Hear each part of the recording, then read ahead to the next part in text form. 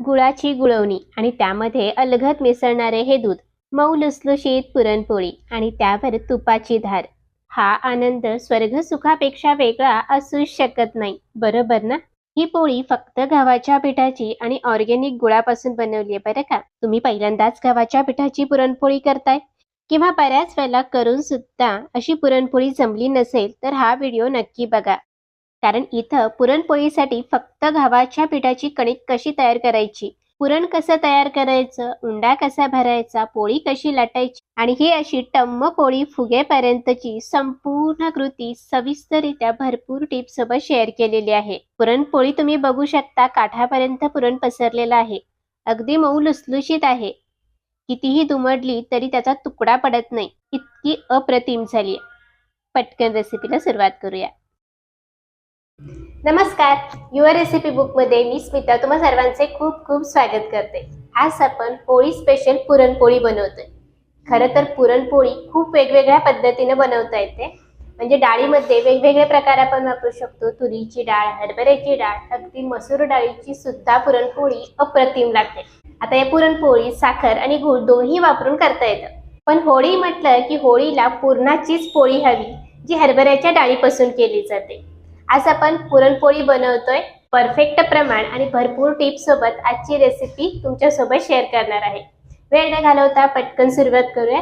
तर सर्वात आधी पुरणपोळी करण्यासाठी आपल्याला डाळ शिजवून घ्यायची. आता डाळ शिजवण्यासाठी आणि शिजवलेल्या डाळीचं पुरण करण्यासाठी काय काय साहित्य घेतले ते पाहूया. तर या सर्वांचं पहिल्यांदा वजनी प्रमाण पाहूयात.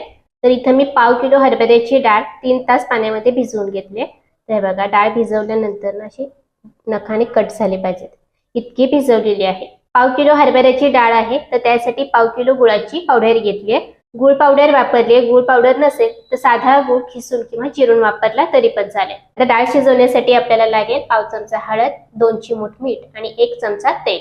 डाळ शिजल्यानंतर पुरण करताना आपण घालणार आहोत 1 चमचा सुंठ पावडर आणि 1 चमचा साजूक तूप.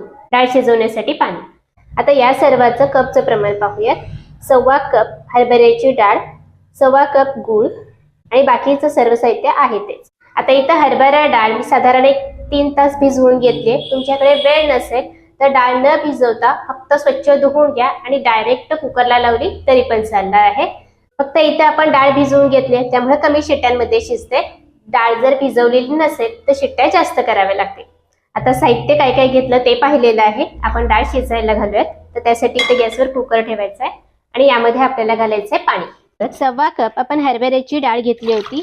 सारख्याच कपाने आपल्याला डाळीच्या 2.5 पट पाणी घ्यायचंय. सारख्याच कपाने 3.25 कप पाणी गरम करायला ठेवलं. आता या पाण्यामध्ये घाललं तर अगदी 2 चिमूट मीठ आणि 1/2 चमचा हळद. त्याला एकदम मिसळून घ्यायचंय गॅस मध्यम करत आणि या पाण्याला चांगली उकळी काढूया. पाण्याला उकळी आली की यामध्ये हरभऱ्याची डाळ घालायची. आता डाळीतलं संपूर्ण पाणी काढून घेतलंय. फक्त डाळ यामध्ये घालून घेतलं. यासोबत 1 चमचा तेल घालायचं. त्याला एकदम मिसळून घेऊयात आणि याला व्यवस्थित असं मिसळून घेतल्यानंतर गॅस आपल्याला मोठाच ठेवायचा आहे आणि या पाण्याला चांगली उकळी काढायची आहे. पाण्याला उकळी आली की याच्यावरती जो काही फेस आलेला आहे तो आपल्याला काढून घ्यायचा आहे.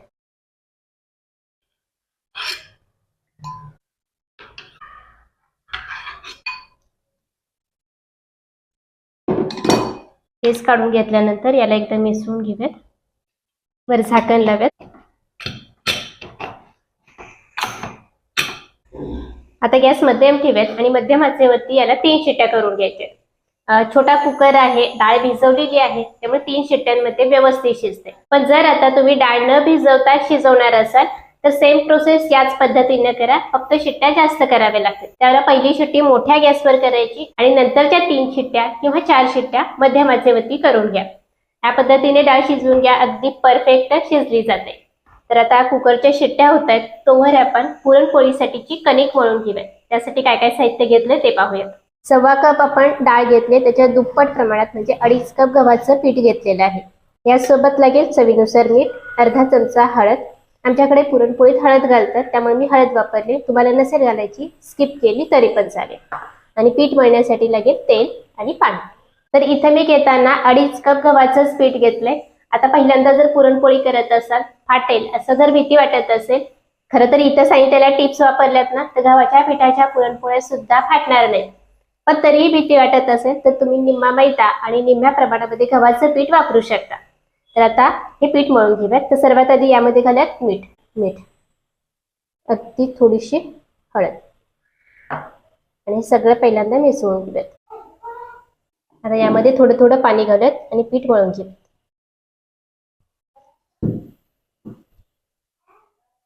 पुरणपोळीसाठी पीठ मळताना आपल्याला मऊसूत लागेल किंवा थोडं सैलसर पीठ लागतं. पण सुरुवातीला मळताना ना अगदी सैल नका करू. पहिल्यांदा पाण्यामध्ये ओलवून घ्या आणि एक थोडा वेळ त्याला भिजत ठेवायचंय. म्हणजे काय होतं, गव्हाचं पीठ पुरेसं पाणी ऍब्सॉर्ब करतं आणि थोडीशी सैल पडते. आणि मग त्यानंतर थोडंफार पाण्याचा आणि तेलाचा हात लावून पीठ मळून घ्यायचं. म्हणजे मग कणिक खूप पातळ होत नाही. जर तुम्ही आत्ताच यामध्ये भरपूर पाणी घालून सैल करायला गेलात ना, एक तासभर आपण ज्यावेळेला कणिक भिजवतो त्यावेळेला ती खूप सैल पडते किंवा खूप अशी पातळ पडते आणि पोळ्या व्यवस्थित लाटता येत नाही. म्हणून मग सुरुवातीला फक्त पाण्यामध्ये ओलवून ठेवू आणि भिजत ठेवू. तर हे बघा, पीठ आपलं मळून तयार झालं. खूप घट्ट नाही किंवा खूप पातळ नाही, पण चपातीला मळतो की नाही अगदी त्या पद्धतीनं कणिक मळून घेतले. आता यावर झाकूयात आणि याला तासभर भिजण्यासाठी बाजूला ठेवूयात. आता कणिक मळेपर्यंत आपल्या कुकरच्या शिट्ट्या सुद्धा झाल्यात बरं का. कुकरची वाफ जिरलेली आहे. कुकर उघडून पाहूया.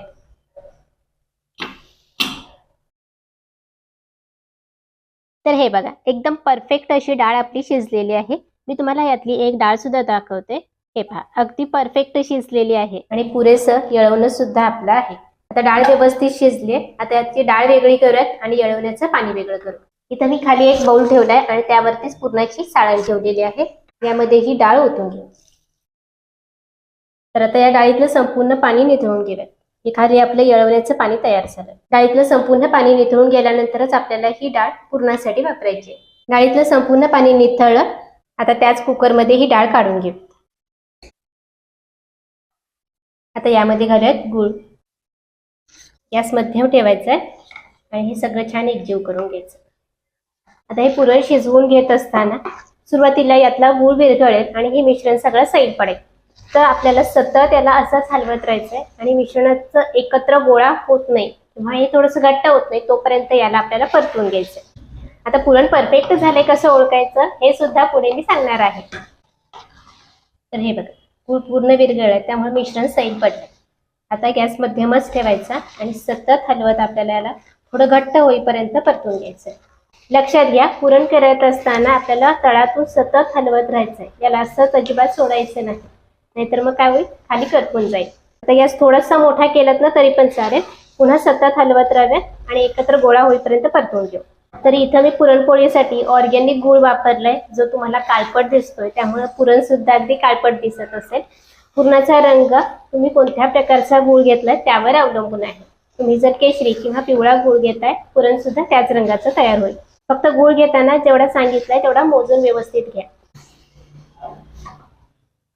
डाळ आपली आधीच व्यवस्थित शिजली त्यामुळे याच्यामध्ये शिजवण्यासारखं काहीच नसतं. म्हणून गॅस मोठा करायचा आणि मिश्रण घट्ट होईपर्यंत परतून घ्यायचंय. तर हे बघा, मोठ्या गॅसवरतीच मी मिश्रण परतून घेतलं आणि बऱ्यापैकी घट्ट होत आले. आता पॅन सोडायला सुरुवात झाली. आता मिश्रण किंवा हे पुरण व्यवस्थित झालंय कसं ओळखायचं, तर असं एका ठिकाणी करायचं सगळं आणि यामध्ये घेतलेली पळी किंवा हा उलटाना असं उभा करून बघायचा. हा अगदी व्यवस्थित उभा राहतोय याचा अर्थ पुरण परफेक्ट तयार झालं. आता गॅस बंद करूयात. आता यामध्ये आपल्याला घालायचे सुंठ पावडर आणि 1 चमचाभर साजूक तूप. याला व्यवस्थित असं मिसळून घेऊयात. तर इथं मी सुंठ पावडर घेतली आहे कारण आमच्या घरामध्ये सुंठ पावडरच पुरणपोळीत आवडते. तुम्हाला जर सुंठ पावडर नाही घालायची तर तुम्ही अर्धा चमचा वेलची पावडर किंवा थोडंसं जायफळ किसून घातलं तरी पण चालेल. आता याला छान एकजीव मिसळून घेऊयात. हे बघ, परफेक्ट आपलं पुरण तयार झालं. सुंठ पावडर किंवा वेलची काही जे तुम्ही घालताय ना ते गॅस बंद केल्यानंतर घालायचं, म्हणजे मग त्याचा सुवास पुरणपोळीत शेवटपर्यंत टिकतो. आता हे पुरण तयार झाले, पटकन वाटायला घेऊयात. तर इथं मी मगाचीच पुरणाची चाळण कढईवरती ठेवली आहे. यावरती थोडंसं पुरण काढून घेऊयात. पुरण अगदी गरम गरम असतानाच वाटायला घ्यायचं, म्हणजे पटकन वाटलं जातं. आता एखादी वाटी किंवा ग्लास घ्यायचा आहे. या पद्धतीने असं पुरण तयार करून घ्यायचं, म्हणजे हाताला भाजत पण नाही आणि पुरण अगदी छान तयार होतं. आपलं पुरण तयार झालं. आता सुरुवातीला मी खूप पातळ वाटत असेल, पण गार होईल तसं अजून घट्ट होईल. तर पहिल्या बॅचचं पुरण आपलं वाटून झालं.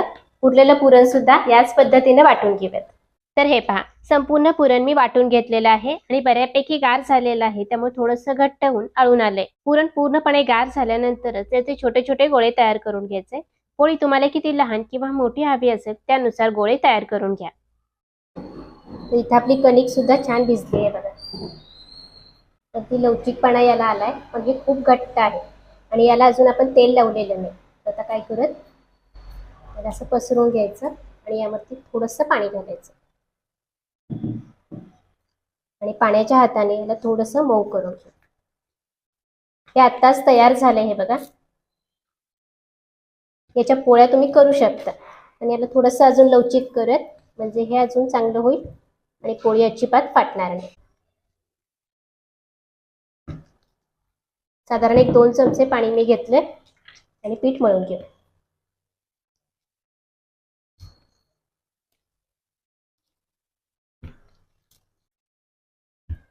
थोडंसं पाण्याचा हात लावून मळून घेतलं. आता याला थोडंसं तेलाच्या हाताने सुद्धा मळून घेऊया.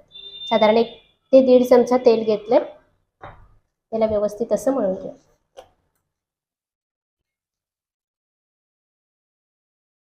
तर हे पहा, कणिक मी मळून घेतली. साधारण 2-3 चमचे पाणी आणि 4 चमचे तेल मी वापरले आतापर्यंत आणि छान मऊसूत कणिक भिजवून घेतली.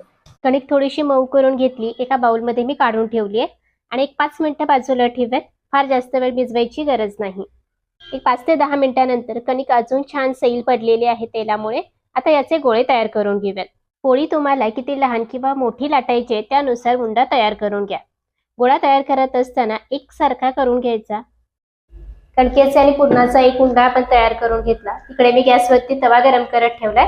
पटकन पोळ्या लाटत आणि भाजून घेऊयात. आता तयार कणकेचा गोळा पिठामध्ये थोडासा असा घोळवून घ्यायचा आणि याची आपल्याला वाटी तयार करून घ्यायची.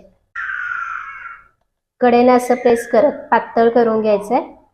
मध्ये थोडंसं जाडसर ठेवायचं. वाटी तयार करून घेतली की यामध्ये हे पुरण भरायचं आहे. इथे घेताना मी कणकेपेक्षा जास्त पुरण धरलेलं आहे. तुम्हाला जर इतकं धरायचं नसेल तर थोडंसं पुरण कमी धरून पोळ्या केल्या तरी पण चालतील. तर सुरुवातीला अंगठ्याने आतमध्ये दाबत दुसऱ्या बाजूने कणिक वर सरकवायची. पुरणाचा गोळा थोडासा आतमध्ये गेला आणि अंगठ्याने आणि त्याच्या बाजूच्या बोटाने कणिक वर सरकवत गोळा असा बंद करून घ्यायचा. बोटाला जर कणिक चिकटते असं वाटलं तर थोडंसं गव्हाचं कोरडं पीठ लावा. कणिक जर भरपूर वेळ छान व्यवस्थित मळून घेतली तर अंगठ्याने अशी वरती अलगद सरकली जाते. संपूर्ण पुरण कणकेमध्ये आत केलं की वरची बाजू या पद्धतीने बंद करून घ्यायची किंवा याला असा पिळा देऊन इथंच फोल्ड केलं तरी चालेल किंवा मग एक्स्ट्राचं पीठ काढून ठेवा. गोळा बंद करून घ्यायचा आहे. आता पुरणपोळी लाटून घेऊयात. आता हा पुरणाचा उंडा पुन्हा पिठामध्ये घोळवायचा. पीठ लावल्यानंतर लगेच लाटायचं नाही. हाताने याला थोडंसं असं दाबून घ्यायचं किंवा एकसारखं पसरून घ्यायचं, म्हणजे पुरण काठापर्यंत पसरलं जातं. आता पोळी आपल्याला लाटून घ्यायची. थोडीशी लाटून घेतली याला असं पसरून घ्यायचं आणि नंतर पलटून घ्यायची. दुसऱ्या बाजूने सुद्धा एकसारखी लाटून घेऊयात.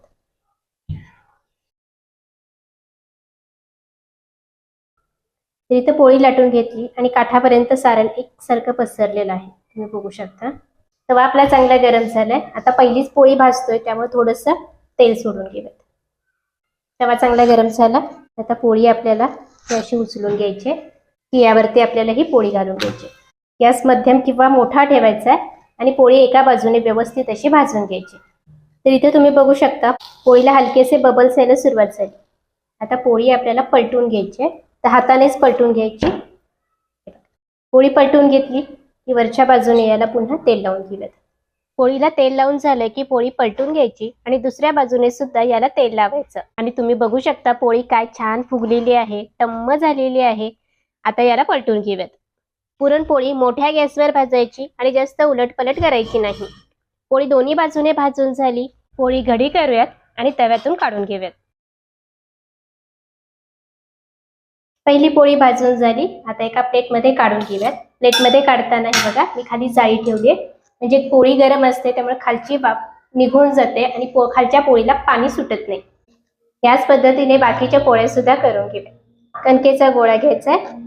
त्याला थोडंसं पीठ लावून घेऊ आणि याची वाटी तयार करून घ्यायची. वाटी तयार करून घेतली की यामध्ये पुरणाचा गोळा भरायचा.